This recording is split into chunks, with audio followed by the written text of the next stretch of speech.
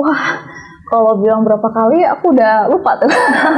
Nggak pernah bosan sih kalaupun udah berkali-kali ke Turki gitu. Karena banyak hal yang menarik. Kakak udah kemana aja sih selain ke Turki?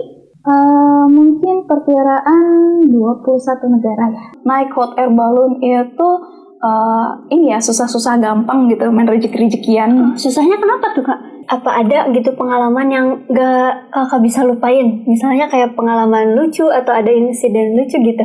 Boleh diceritain? Oh, yang ada insiden sedih ini mah. Boleh. Kenapa nih? Jadi tuh pertama kali ke Turki, waktu itu aku sempat bingung ngehandle tamu tuh karena tamunya itu tiba-tiba pingsan.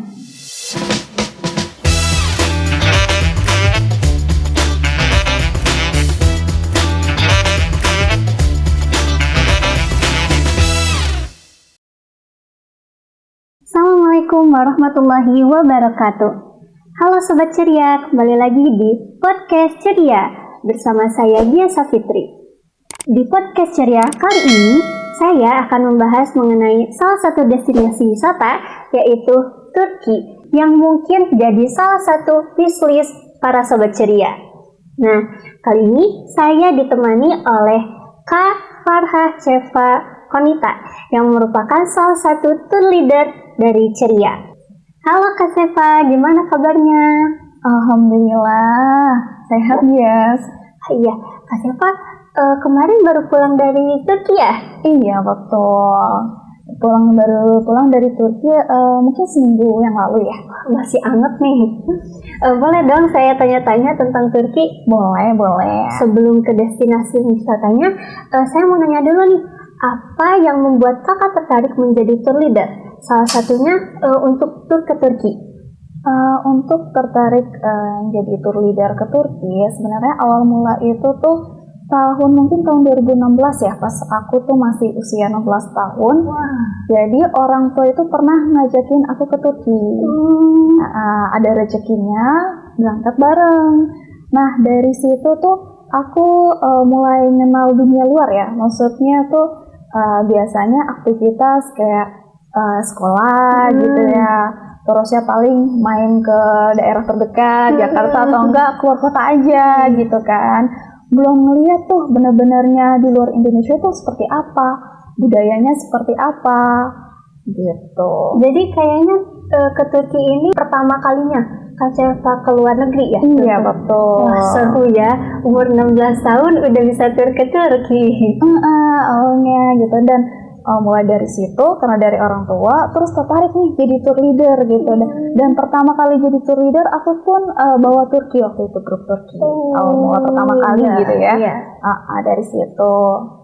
Untuk Kak Cheva ini udah berapa kali nih mimpin tour ke Turki, dan bagaimana pengalaman pertama Kak Cheva sebagai tour leader saat ke Turki? Wah, kalau bilang berapa kali aku udah lupa tuh. Udah hatam di Turki kayaknya. Insya Allah, amin gitu ya.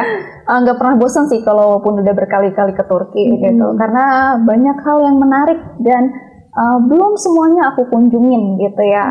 Mulai dari nyobain makanannya belum semua, terus destinasinya di Istanbul aja tuh udah banyak banget gitu. Luas banget itu. Jadi kalau misalkan bawa grup terus paling 7-8 harian itu masih belum explore semuanya lah. Iya sih. Gitu.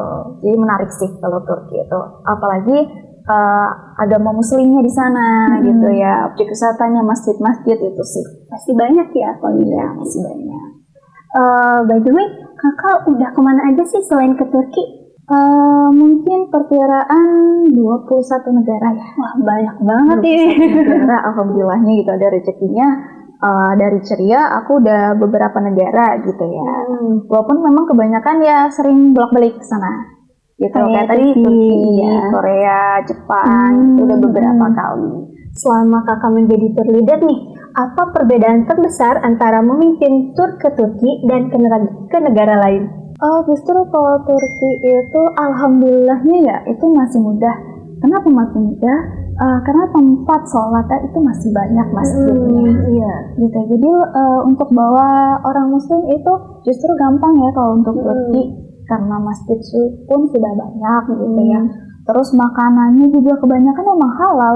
Mereka semua kan halal ya, semua halal. apapun gitu ya. Seperti itu. Jadi lebih mudah. Yang mungkin lebih sulitnya aja mungkin jangka waktunya emang lebih lama ya daripada negara Asia lainnya. Karena kan 7 hari 8 harian di Turki, otomatis perjalanan bisa 10 hari sampai 11 hari total. Seperti itu. Menurut kakak nih, apa yang membuat Turki begitu menarik bagi wisatawan? Menarik itu kalau Turki yang paket ceria tentunya ya, itu wisata alamnya gitu. Wisata alamnya bagus, pertama di objek wisatanya. Terus kita juga ada kunjungan religi, masjid-masjid gitu kan, itu bagus. Kalau misalnya kakak harus milih destinasi mana di Turki yang menjadi favorit kakak dan kenapa tuh? Kalau milih salah satu nggak bisa kayaknya. Terlalu banyak karena banyak banget yang bagus gitu ya, kayak Kapadokia, hot air balloonnya. Terus jangan salah, di Pamukkale juga ada hot air balloon, itu juga bagus gitu kan. Masing-masing Pamukkale dan Kapadokia itu keunikannya beda-beda sih pas naik hot air balloonnya, tapi wajib dua-duanya sih. Kalau Kapadokia itu viral sempet kemarin ya, yang kayaknya katanya it's my dream mas katanya gitu ya. Dream mas. Jadi viral tuh, hype banget Kapadokia ya kan? Betul banget nih Kapadokia. Jadi sekarang naik hot air balloon itu ini ya susah-susah gampang gitu, main rezeki-rezekian. Susahnya kenapa tuh kak? Karena kan tergantung alam gitu ya, cuaca, terus angin gitu. Makanya kalau orang ke Kapadokia itu wajib banget hot air balloon, karena walaupun misalkan mereka juga udah booking belum tentu terbang gitu. Dan yang udah beberapa kali ke Turki mungkin juga belum tentu udah naik ke hot air balloon gitu. Seperti itu. Jadi kadang nanya-nanya nih ke teman, kamu udah ke Turki ya? Udah naik hot air balloon nggak? Berangkat nggak? Gitu. Seperti itu. Hal yang biasanya mengejutkan wisatawan tentang Turki yang mungkin para wisatawan ini nggak duga nih sebelumnya. Apa tuh? Mungkin makanannya ya. Karena rasa makanan Turki sama Indonesia berbeda. Bedanya di gimana nih? Apa Indonesia ini keseringan gurih-gurih gitu? Iya, terus sambal ya tentunya. Pasti sih. Kalau di Turki sambalnya itu nggak pedes gitu ya. Sambalnya nggak pedes paling cuma sedikit ya. Sambalnya tuh pedesnya cuma sedikit. Terus di sana tuh paling makanannya jadi kebanyakan hambar, kayak sop-sopnya. Sop on the day, maksudnya kayak breakfast gitu ya, lunch juga itu sop tomat gitu, tapi itu nggak ada rasanya, kayak rasa asam tomatnya aja. Jadi kurang cocok ya di lidah orang Indonesia. Harus tambah bon cabai pokoknya. Soalnya harus ada micin-micinnya gitu. Gitu, tambah garam, tambah lada dimasukin semua gitu. Karena emang itu plain dia. Dia plain gitu, kebanyakan plain. Oke, selama kakak jadi tour leader nih, apa tantangan terbesar dalam memimpin rombongan wisata khususnya di Turki? Yang paling tantangan terbesar itu cuaca sebenarnya. Cuaca, karena kan untuk Turki sendiri itu ada 4 musim ya teman-teman.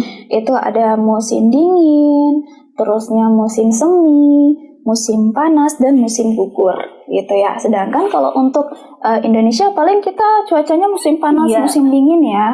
Jadi kalau misalkan kita ke Turki saat winter, terus kita dari panas-panas ke winter, kadang tamu itu suka drop. Kaget ya. Badannya kaget dari yang panas, terus tiba-tiba kena salju, dingin, angin. Sebenarnya yang paling sakit anginnya nusuk-nusuk. Saking dinginnya. Saking dinginnya angin. Jadi untuk tamu-tamu yang pengen next berangkat ke Turki itu harap prepare ya. Harap dipreparekan untuk pakaiannya, obat-obatannya gitu ya, apa aja gitu. Mungkin lain kali Ceria coba tips buat musim dingin bajunya apa gitu ya. Boleh ya. Tips buat musim gugur apa. Nah, kemarin itu aku berangkat tuh saat musim gugur. Jadi cuacanya tuh alhamdulillah nggak terlalu dingin ya, jadi cantik gitu. Jadi karena pohon-pohonan pada oranye, pada daun-daunnya, pada coklat gitu kan. Jadi tamu-tamu foto daun gitu. Yang update status apa daun? Daun musim gugur gitu. Karena kan di Jakarta, maksudnya di Indonesia tuh nggak ada. Daunnya hijau, layu paling. Enggak layu hitam dan coklat gitu kan. Oh di sana kan masih cantik-cantik, masih oren-oren gitu. Jadi kurang lebih suhu kemarin tuh masih 18-an lah ya, gitu. Paling dingin ada 1 derajat, 2 derajat itu di Kapadokia pas pagi-pagi sih. Pas mau naik hot air balloon kan, itu pagi-pagi. Jadi kan sebelum sunrise kita tuh udah ada di lobi hotel, nanti tuh dijemput gitu ya buat naik hot air balloonnya. Karena dari hotel ke hot air balloon itu ke lembahnya itu nggak bisa pakai bus. Jadi pakai mobil kecil kayak contoh van gitu ya. Kayak gitu mobilnya. Yang 12 orang lah paling banyak udah muatnya. Gitu, seperti itu. Selama kakak menjadi tour leader nih, khususnya tour leader ke Turki, apa ada gitu pengalaman yang gak kakak bisa lupain? Misalnya kayak pengalaman lucu atau ada insiden lucu gitu. Boleh diceritain? Yang ada insiden sedih ini mah. Boleh. Kenapa nih? Jadi tuh pertama kali ke Turki, waktu itu aku sempat bingung ngehandle tamu tuh karena tamunya itu tiba-tiba pingsan. Ya Allah, kenapa tuh? Karena sakit perut, mungkin dia beliau ini emang udah tua gitu ya, emang udah sepuh gitu kan ya. Karena kan di Turki perjalanannya jauh-jauh ya teman-teman, jadi itu mesti emang prepare kesehatan. Dan untuk apalagi orang-orang yang traveling harus tuh sering-sering olahraga. Karena di luar negeri itu mereka tuh lebih mandiri gitu, lebih mandiri. Kayak contoh porter gitu ya, kan nggak semua hotel di Turki porter tuh ada gitu. Jadi kalau misalkan emang udah usia yang udah sepuh-sepuh itu lebih baik ditemani dengan keluarga. Seperti itu, karena kan jarak tempuh dari kota ke kota itu di busnya kan juga lumayan lama, bisa 8, 9, dan 12 jam gitu. Jadi lumayan lama. Jadi keadaan tubuh kalau misalkan sedang traveling itu harus fit. Seperti itu, agar tidak menyusahkan yang lain juga, terutama orang-orang di grup juga ya. Karena kan kasihan ya gitu, jaraknya jauh-jauh gitu kan. Menurut kakak, apa yang membuat perjalanan bersama tour leader atau travel itu lebih seru daripada dengan solo traveling atau misalnya private gitu? Sebenarnya kalau buat aku sendiri ya kayak solo traveling, terus backpackeran, terus sama grup itu ada plus minusnya. Apa tuh? Kalau sama grup kita kekeluargaannya kan ada ya, family banget gitu kan ya. Dan harus kompak kalau dengan grup, dan kalau dengan grup itu udah ada jam-jamnya. Contoh meeting point jam berapa, terus keluar dan check out dan check in hotel jam berapa, seperti itu, harus on time seperti itu karena ada waktu. Takutnya kalau misalkan kita telat berapa menit, yang rugi itu satu grup, seperti itu, merugikan satu grup. Jadi harus on time. Nah, orang Indonesia nih harus on time gitu ya. Karena kalau Indonesia meleng belanja gitu ya. Lihat yang lucu-lucu dikit belanja gitu. Di rest area pun apa aja dibelanjain gitu ya. Jadi harus on time seperti itu. Dan kalau untuk solo traveling lebih leluasa aja untuk waktu. Mereka suka-suka mereka gitu kan. Terus soal makanan juga ya nentuin kan mereka kalau solo traveling. Tapi kalau di Ceria kan sudah ada ya kalau paketnya. Udah dengan paket, jadi nggak perlu pusing-pusing cari sendiri. Kalau solo traveling kan hampir semuanya cari sendiri. Hotel cari sendiri, apa cari sendiri. Tapi kalau private itu bisa kita sesuai dengan bookingan kita. Cuma itu harga lebih ekspensif seperti itu. Bisa paket request di Ceria tuh mau paket apapun gitu ya, bisa gitu. Mau hari ini kemana aja tuh bisa di requestin gitu. Karena kan ya yang berangkat paling private berapa orang, keluarga mereka sendiri. Jadi yang nentuin mereka, suka-suka mereka. Seperti itu. Mengenai budaya dan kebiasaan lokal di Turki, gimana sih kakak memperkenalkan budaya Turki kepada peserta tour yang ikut nih? Kebanyakan kalau itu yang bicarakan guide ya, terutama soal kopi Turki gitu ya kan. Ada yang kopi Turki apa tuh yang diputer gitu, yang pakai pasir masangnya, yang pakai pasir. Dan kalau kopi Turki tuh kayak apa ya, kayak espresso, kayak langsung nyonger gitu, pahit gitu, pahit banget, tapi beda sama espresso gitu. lebih parahan ekspresi sih masih. Dan dia tuh kalau misalkan contoh nih kopi Turki di sini tuh ada cemilan manis-manisnya. Ada cemilan 1, 2 sampai 3-an lah supaya ngilangin rasa pahit. Oh iya. Ngilangin rasa pahit. Contoh kalau Turki juga minuman tehnya chai, namanya chai. Itu juga gulanya tuh dipisah. Oh, jadi kalau misalkan ada yang suka gula silakan masukin, kalau yang enggak ya langsung minum aja. Seperti itu. Jadi bisa ngatur manisnya juga sendiri ya. Gitu tehnya. Kadang teh Turki lucu ya, dikasih cuma segini doang. Kalau di Indonesia satu gede gitu. Iya, es teh jumbo gitu. Iya, es teh jumbo makin gede. Kalau di Indonesia mah gede-gedean gitu ya. Ini Turki kecil-kecilan. Segini aja gitu. Tapi mereka ngidanginnya tuh pas panas-panas banget gitu. Iya, jadi dikit-dikit ya diminumnya. Gitu, dikit-dikit minumannya gitu. Kakak mau ngasih tips gak buat para sobat ceria nih? Apa ada misalnya kalau misalnya mau tur ke Turki, ada pakaian atau perlengkapan khusus yang harus dibawa? Oh, pasti ada. Apalagi itu musim di Turki kan ya itu dia 4 musim gitu. Kita harus prepare nih. Kita itu berangkat di musim apa. Nah, biasanya ceria kan juga info ya di grup gitu, di grup WA. Kita tuh perkiraan sampai di sana tuh berapa derajat gitu. Jadi tuh tamu-tamu udah mempersiapkan apa aja yang perlu di packing. Kalau musim dingin contoh jaket, terusnya sepatu boot, sepatu yang tebal ya, yang anti air gitu. Karena kan kalau main salju, kalau saljunya cair lembes, jadi gampang ganti-ganti sepatu atau enggak kaos kaki gitu kan. Terus sarung tangan, apalagi dato kupluk ya, apa sih namanya saya lupa dato. Sama sweater juga, macam-macam banyak hal yang perlu dipersiapkan. Dan 4 musim ini beda-beda menurut aku ya. Gitu yang perlu disiapkan mana aja, seperti itu. Oke, tips selanjutnya dibuat para sobat ceria. Menurut kakak apa yang harus diperhatiin para wisatawan pas lagi belanja di pasar-pasar Turki biar nggak pada lapar mata terus akhirnya buang-buang uang nih?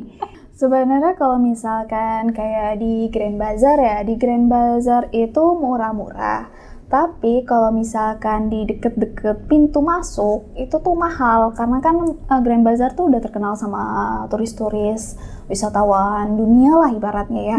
Jadi kalau misalkan masuk Grand Bazaar, kalau samping kanan kirinya tuh kan udah ada yang nawar-nawarin tuh ya. Coba aja ditawar, jangan mau di harga segitu aja karena mereka pasti udah ninggiin harga untuk turis. Seperti itu. Dan kalau misalkan mau cari yang murah itu lebih masuk ke dalam, tapi awas tersesat. Karena di Grand Bazaar itu ribuan toko ya gitu ya, dan itu banyak belok dan hampir sama itu tuh kanan kirinya. Jadi nanti balik kalau misalkan nggak ingat jalan bingung juga nanti. Karena pintu keluar ada macam-macam pintu lah pokoknya. Nanti kamu fotoin kalau misalkan nanti meeting point di pintu mana gitu ya. Nanti keluar juga pintu situ aja gitu karena luas ya, seperti itu. Tapi kayaknya kalau tentang soal nawar-nawar itu wisatawan Indonesia pasti udah jago lah ya, apalagi ibu-ibu udah jago itu di pasar juga udah bisa dipungkiri kalau Indonesia suka nawar gitu ya. Tapi ingat tawar jangan harga terlalu rendah. Kasihan penjual juga. Kasihan juga gitu ya. Oke, menurut Kak Seva nih, kapan waktu terbaik untuk mengunjungi Turki? Ngunjungin Turki itu momen terbaiknya itu ya musim salju. Karena kan di Indonesia tuh salju nggak ada ya, jadi jarang-jarang lah orang Indonesia itu ngelihat salju gitu kan. Jadi momen terbaik itu musim salju. Tapi perlu diingat ya, karena cuaca salju itu ekstrim ya gitu ya. Ekstrim kenapa? Yaitu karena di Indonesia sebelumnya nggak ada salju kan, tiba-tiba kita ke salju, gemeteran dah tuh ya. Paling tamu-tamu juga foto 10 menit, 5 menit udah cabut lagi. Kedinginan. Nah, itu perlu prepare persiapan ya. Persiapan sebelum berangkat. Dan perlu diketahui jadi hot air balloon juga ada. Musim salju itu hot air balloon tetap terbang. Ya, yang perlu diingat hot air balloon itu terbangnya saat cuaca bagus. Bagusnya itu bukan berarti musim salju itu nggak terbang, tapi angin. Jadi tergantung angin gitu. Contoh kalau misalkan memang musim salju terus anginnya emang mendukung gitu ya, itu bisa terbang. malah cantik. Kalau Kapadokia diselimuti salju semua ya, gitu, itu cantik banget gitu ya, bagus banget gitu ya. Terus yang kedua itu musim semi, itu nanti bulan April dan sekaligus liburan Lebaran ya. Jadi momentum yang cocok banget buat ngajak anak-anak dan keluarga semua di bulan April. Jadi karena ada bunga tulip gitu, pada bermekaran semua. Jadi kita tuh foto-foto bagus banget sih ya, bunga tulip. Ada banyak bermekaran semua di taman gitu ya. Nanti kita juga ngunjungin taman itu di Istanbul. Jadi cocok banget gitu buat liburan sekolah. 3. Oke Kak, pertanyaan terakhir nih. Ada nggak pesan buat para sobat ceria yang baru pertama kali tur ke Turki, biar para sobat ceria ini bisa menikmati setiap destinasi wisata yang ada di Turki? Oh, boleh. Yang pertama pastinya pilih travel. Pilih travel yang amanah gitu ya. Yang amanah soal tentunya itu yang pertama itu sholatnya terjaga. Terus yang kedua makanannya gitu ya. Terus objek wisata sih ya. Karena kan objek wisata apalagi di Ceria itu tuh udah banyak ya. Dan setiap musim itu yang aku lihat tuh di Ceria tuh macem-macem gitu. Jadi nggak ngebosenin, walaupun orang yang udah sebelumnya ke Turki gitu ya, terus ke Turki lagi bareng Ceria, itu pasti ada destinasi yang baru. Seperti itu. Oke, Sobat Ceria, semoga podcast kali ini dapat bermanfaat. Dan setelah nonton podcast ini, jangan lupa ya, daftar tur ke Turki bersama Ceria. Yang pastinya tur leader muslim, makanan halal, dan sholat terjaga. Sampai jumpa. Assalamualaikum warahmatullahi wabarakatuh.